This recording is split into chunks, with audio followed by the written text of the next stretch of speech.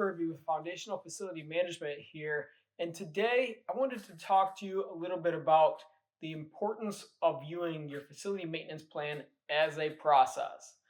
I see time and time again, I do it myself in my life, but so many times we find we want to make a big improvement in something, we end up skipping steps and we want to jump ahead and we want to make that big splash impact.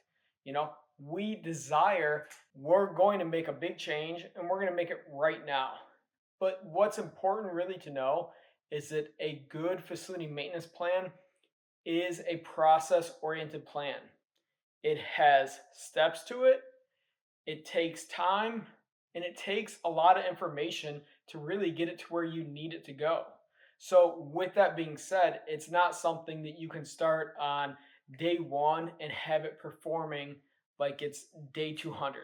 Unfortunately, no matter how much you put into it and how much you want it, it's going to take time.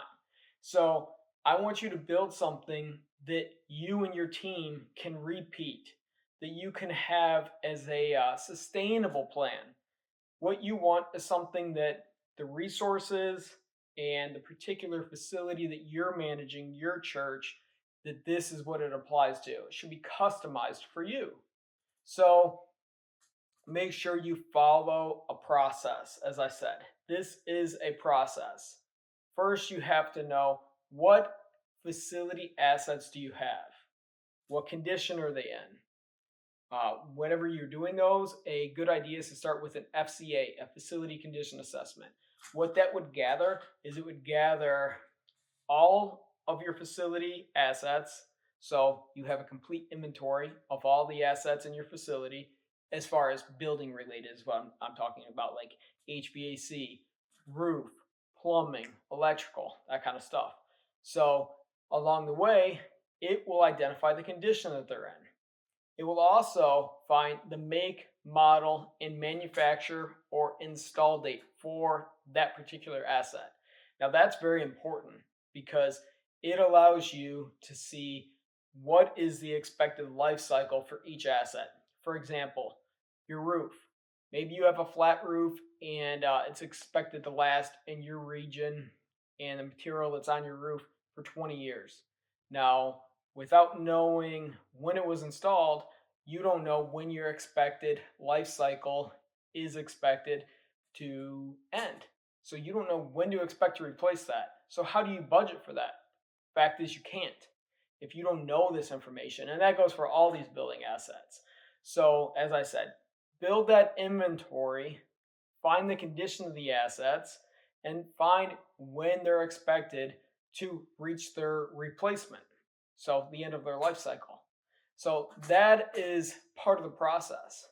Along the way, you're going to want to install a preventive maintenance plan so that you can extend the life cycle of these assets so that they're not running out of their useful life before they should because they didn't have proper maintenance. This allows you actually to stay on budget a lot tighter. There's many things that come with a preventive maintenance plan. It's scheduled routine maintenance, it's inspections, and along with that, you're going to find things along the way that need to be replaced when you're doing your inspections. For example, a lot of the preventive maintenance plan, just like it sounds, it's preventative, so it's planned maintenance.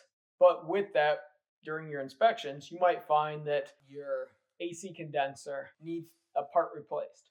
So then that maintenance is going to become a work order that you also issue, and you're going to be able to plan that out as well. So I want to keep this about it being a process. So as I said, you have your inventory, you know the condition of your assets, when your assets will be needing to be replaced, which allows you to budget for this.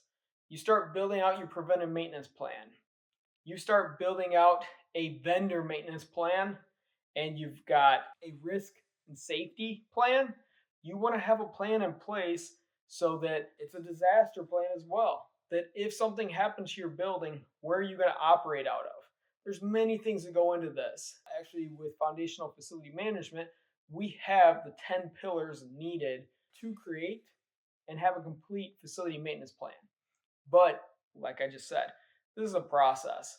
The main thing I want to really have everyone get out of this is that it takes time. Don't try to start at the end of the process. Don't try and skip steps. It's following step 1 through step 10 to get where you need to go. Trust me, if you do it by following the process, you're going to get so much more out of this. You're going to intimately know your facility and your assets. You're going to know how to take care of them, when they need to be replaced.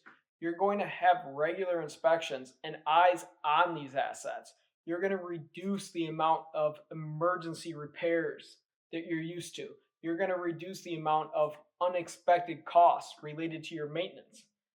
It's great to have a facility maintenance plan.